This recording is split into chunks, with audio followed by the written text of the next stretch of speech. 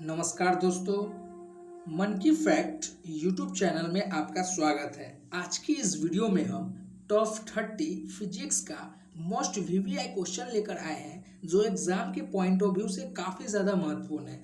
दोस्तों, अगर आप बिहार पॉलिटेक्निक की तैयारी कर रहे हैं या यूपी पॉलिटेक्निक की तैयारी कर रहे हैं, यह सभी प्रश्न एग्जाम के पॉइंट ऑफ व्यू से काफ़ी ज़्यादा महत्वपूर्ण है। तो चलिए बिना समय गवाए इस वीडियो को शुरू करते हैं।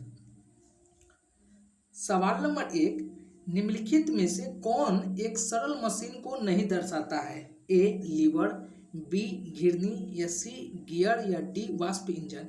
दोस्तों, कौन सा एक सरल मशीन को नहीं दर्शाता है? तो सवाल नंबर 1 का जो सही जवाब होगा वो होगा डी वाष्प इंजन।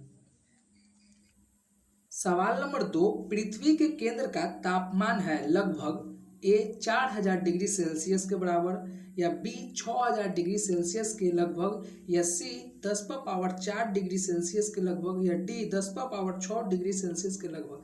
दोस्तों, पृथ्वी के केंद्र का जो तापमान है वो लगभग 6000 डिग्री सेल्सियस के तापमान के बराबर है। तो सवाल नंबर 2 का जो सही जवाब होगा वो होगा बी। सवाल नंबर 3, सूर्य से अधिक दूर ग्रह है। सूर्य से अधिकतम दूरी पर कौन सा ग्रह है? ए मंगल ग्रह, या बी बृहस्पति ग्रह, या सी वरुण ग्रह, या डी पृथ्वी ग्रह। दोस्तों, यह काफ़ी ज़्यादा मोस्ट वीवीआई क्वेश्चन है। यह एग्जाम में आने का चांस है, यह क्वेश्चन को एग्जाम में आने का चांस है। ठीक है, सवाल नंबर 3 का जो क्वेश्चन है कि सूर्य से अधिकतम दूरी पर कौन सा ग्रह है? ए मंगल ग्रह, या बी बृहस्पति ग्रह, या सी वरुण ग्रह, या डी पृथ्वी ग्रह।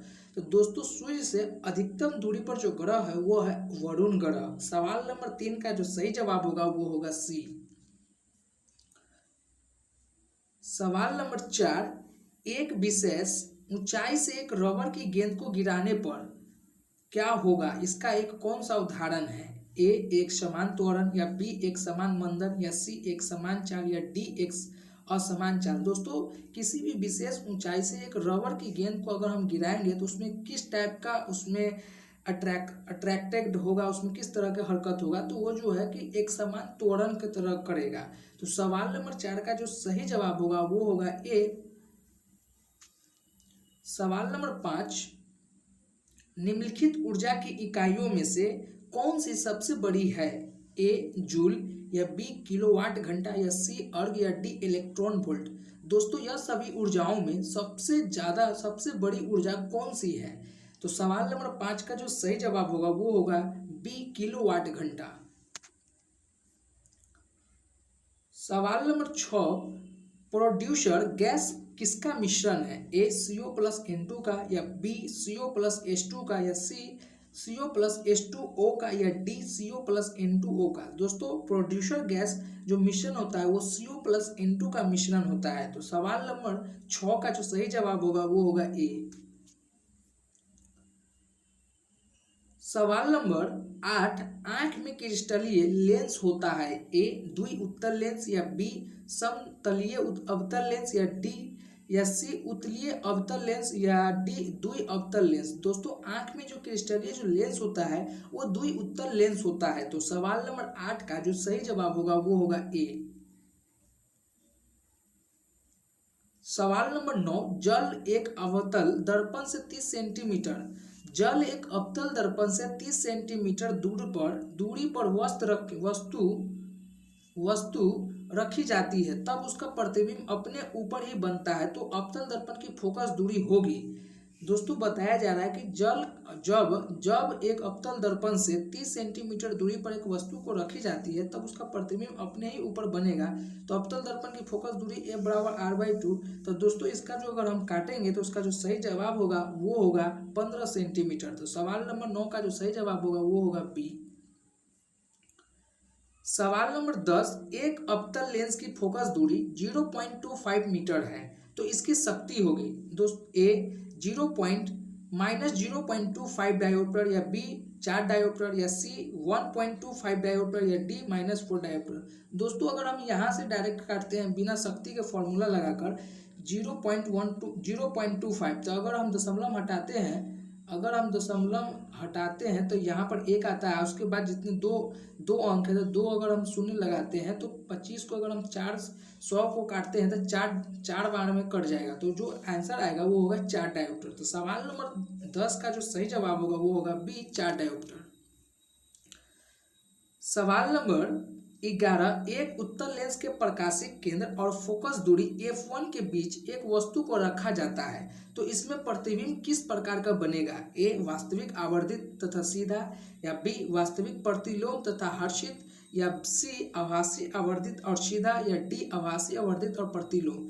दोस्तों, एक उत्तल लेंस के प्रकाशिकी केंद्र और फोकस दूरी f1 के बीच अगर किसी वस्तु को रखेंगे तो उसमें जो प्रतिबिंब बनेगा वो प्रतिबिंब बनेगा वास्तविक आवर्धित और सीधा। तो सवाल नंबर 11 का जो सही जवाब होगा वो होगा ए। सवाल नंबर 12, एक वस्तु प्रोटॉनों की संख्या की अपेक्षा इलेक्ट्रॉनों की संख्या 2.10⁻7 अधिक है, तो वस्तु पर आवेश होगा ए 2.5 कूलम, या बी 0.25 कूलम, या सी 25 कूलम, या डी 0.04 कूलम। दोस्तों, वस्तु की प्रोटॉनों की संख्या और इलेक्ट्रॉनों की संख्या 2.5 × 10⁻7 अधिक है, तो वस्तु पर जो आवेश होगा वो होगा 0.04 कूलम। तो सवाल नंबर 12 का जो सही जवाब होगा वो होगा डी। सवाल नंबर 13, एक साधारण आंख के लिए स्पष्ट दृष्टि की न्यूनतम दूरी होगी। दोस्तों, एक नॉर्मल मानव के द्वारा जो कम से कम देख सकते हैं जो न्यूनतम दूरी होगा वो होगा 25 सेंटीमीटर। तो सवाल नंबर 13 का जो सही जवाब होगा वो होगा सी। यह काफ़ी ज़्यादा मोस्ट वीवीआई क्वेश्चन है दोस्तों, लाइट चैप्टर से आने का चांस है। ठीक है, तो सवाल नंबर 13 का जो सही जवाब होगा वो होगा सी।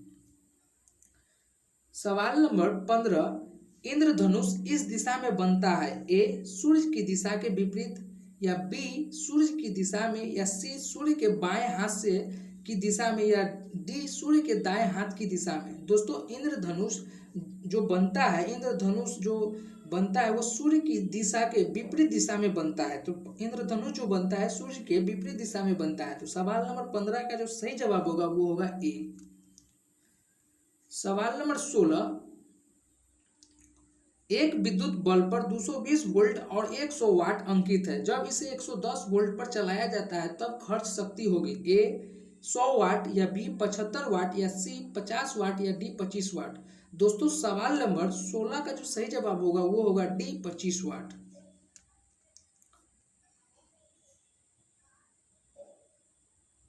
सवाल नंबर 17, जब एक वृत्तीय लूप से धारा प्रभावित होती है तब चुंबकीय क्षेत्र रेखाओं की दिशा कैसी होगी? ए पर दक्षिणा आवर्ती होगी और बी पर वामा आवर्ती होगी, या बी दोनों ए और बी पर वामा आवर्ती होगी, या सी दोनों ए एवं बी दोनों पर दक्षिणा आवर्ती होगी, या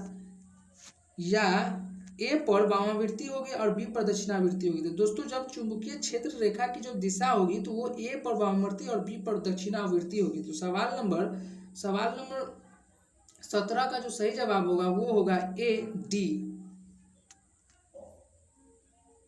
सवाल नंबर 18, एक विद्युत परिपथ में एक वोल्ट मापी इस प्रकार जोड़ा जाता है, ए 2 बिंदुओं पर श्रेणी क्रम में, या बी 2 बिंदुओं पर समांतर क्रम में, या सी ए एवं दोनों, या डी नहीं ए और नहीं बी। दोस्तों, एक विद्युत परिपथ में जो वोल्ट मापी जो है उसको किस प्रकार जोड़ा जाता है? तो दोस्तों, एक विद्युत परिपथ में जो वोल्ट मापी है उसे हम पैरेलल में जोड़ते हैं, समांतर क्रम में जोड़ते हैं। तो सवाल नंबर 18 का जो सही जवाब होगा वो होगा बी।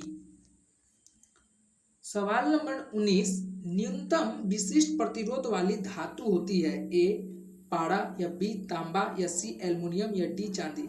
दोस्तों, न्यूनतम विशिष्ट प्रतिरोध वाली जो धातु होती है वो होती है चांदी। सवाल नंबर 19 का जो सही जवाब होगा वो होगा डी।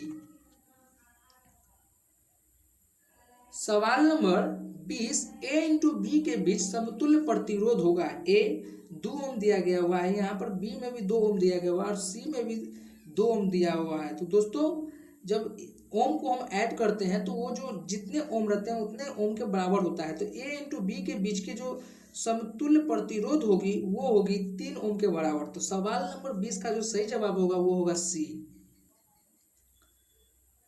सवाल नंबर 21, द्रव्यमान 1 किलोग्राम की एक वस्तु पर धरती की अपेक्षा स्थित ऊर्जा 1 जूल रखती है तब उसकी ऊंचाई क्या होगी? ए 0.1।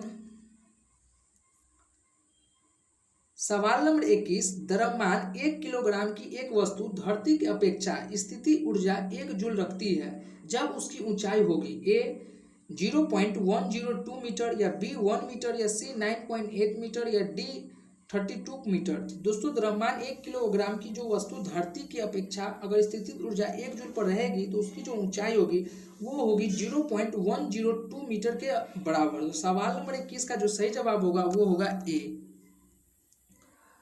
सवाल नंबर 22, निम्नलिखित में से कौन सा प्राथमिक ईंधन नहीं है? ए लकड़ी, बी फसल अवशेष, या सी कोयला, या डी चारकोल। दोस्तों यह काफ़ी ज़्यादा मोस्ट वीवीआई क्वेश्चन है, चाहे वो बिहार पॉलिटेक्निक के छात्रों के लिए बोला जाए या यूपी पॉलिटेक्निक के छात्रों के लिए बोला जाए, यह काफ़ी ज़्यादा मोस्ट वीवीआई क्वेश्चन यह आने का चांस है। दोस्तों निम्नलिखित में कौन सा प्राथमिक ईंधन नहीं है? तो वो है चारकोल। सवाल नंबर 22 का जो सही जवाब होगा वो होगा डी। सवाल नंबर 23, त्रिज्या r की एक वृत्तीय पथकीय परिधि के साथ एक गतिशील वस्तु है। जब यह परिधि का 3/4वां भाग चल लेती है तो वस्तु का विस्थापन होगा? ए 3r के बराबर, या बी 3/4 पाई r के बराबर, या सी 3/2 पाई के r के बराबर, या डी √2r के बराबर। तो दोस्तों सवाल नंबर 23 का जो सही जवाब होगा वो होगा डी √2/r के बराबर।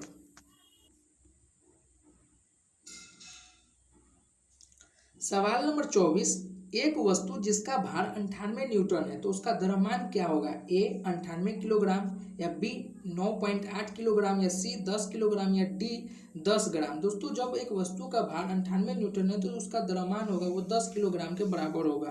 तो सवाल नंबर 24 का जो सही जवाब होगा वो होगा सी।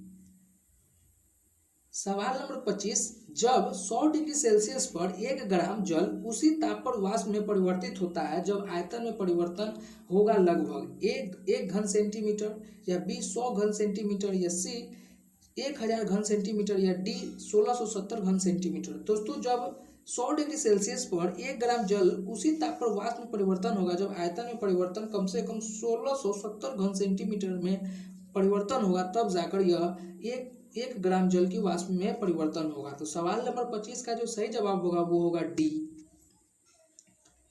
सवाल नंबर 26, वस्तु का अधिकतम भार होता है? ए पृथ्वी के केंद्र पर, या बी पृथ्वी के अंदर, या सी पृथ्वी के पृष्ठ पर, या डी पृथ्वी के पृष्ठ के ऊपर। दोस्तों वस्तु का जो अधिकतम भार होता है वो पृथ्वी के पृष्ठ पर होता है। तो सवाल नंबर 26 का जो सही जवाब होगा वो होगा सी। सवाल नंबर 27, एक पानी के गिलास में बर्फ का एक घन तैर रहा है। जब बर्फ पिघल जाती है तब पानी के स्तर में क्या परिवर्तन होगा? ए बढ़ जाएगा, या बी गिर जाएगा, या सी वही रहेगा, या डी कुछ नहीं कहा जा सकता है। दोस्तों जब एक पानी के गिलास में बर्फ का एक घन तैर रहा है, ठीक है, जब बर्फ पिघल जाएगी तब पानी के स्तर में क्या परिवर्तन होगा? तो वो पानी के स्तर में कोई परिवर्तन नहीं होगा, वो वहीं के वहीं रहेगा। तो सवाल नंबर 27 का जो सही जवाब होगा वो होगा सी। सवाल नंबर 29, 20 किलोग्राम गतिज ऊर्जा रखने वाले 100 ग्राम द्रव्यमान की एक वस्तु का संवेग क्या होगा? ए 2 किलोग्राम मीटर प्रति सेकेंड, या बी 1/2 किलोग्राम मीटर प्रति सेकेंड, या सी 2 किलोग्राम सेंटीमीटर प्रति सेकेंड, या डी 1/2 ग्राम सेंटीमीटर प्रति सेकेंड। दोस्तों 20 जूल गतिज ऊर्जा रखने वाले 100 ग्राम द्रव्यमान की जो एक वस्तु होती है वो 2 किलोग्राम मीटर प्रति सेकेंड के बराबर होगा। तो सवाल नंबर 29 का जो सही जवाब होगा वो होगा ए। सवाल नंबर 30, नदियों में पानी बहने के लिए निम्नलिखित में से कौन सा बल जिम्मेदार होता है? ए घर्षण बल, बी गुरुत्वाकर्षण बल, या सी स्थिर विद्युत बल, या डी चुंबकीय बल। दोस्तों नदियों में जो पानी बहने के लिए जो बल जिम्मेदार होता है वो स्थिर विद्युत बल होता है। तो सवाल नंबर 30 का जो सही जवाब होगा वो होगा सी। दोस्तों अगर आप टॉप 13 अगर आप 30 प्रश्न में से अगर आप 25 प्रश्न सॉल्व कर लेते हैं तो आपका तैयारी काफ़ी ज़्यादा बेहतरीन है। अगर आप नहीं कर पा रहे हैं तो घबराने की कोई बात नहीं है। हमारे डिस्क्रिप्शन में और प्लेलिस्ट में पॉलिटेक्निक डाउट के नाम से एक प्लेलिस्ट बना हुआ है, आप उसमें जाकर विजिट करें। उसमें टॉप 30, टॉप 20 और टॉप 50 का मोस्ट वीवीआई क्वेश्चन है जो यूपी पॉलिटेक्निक और बिहार पॉलिटेक्निक के छात्रों के लिए काफ़ी ज़्यादा हेल्पफुल होगा। तो वह सभी आप जाकर जरूर विजिट करें और सभी को देखें, वो सभी एग्जाम के पॉइंट ऑफ व्यू से काफ़ी ज़्यादा महत्वपूर्ण है। तो उम्मीद करते हैं कि आपको यह सभी प्रश्न आपको अच्छे लगे होंगे। फिर मिलते हैं एक नई वीडियो में, जब तक के लिए जय हिंद।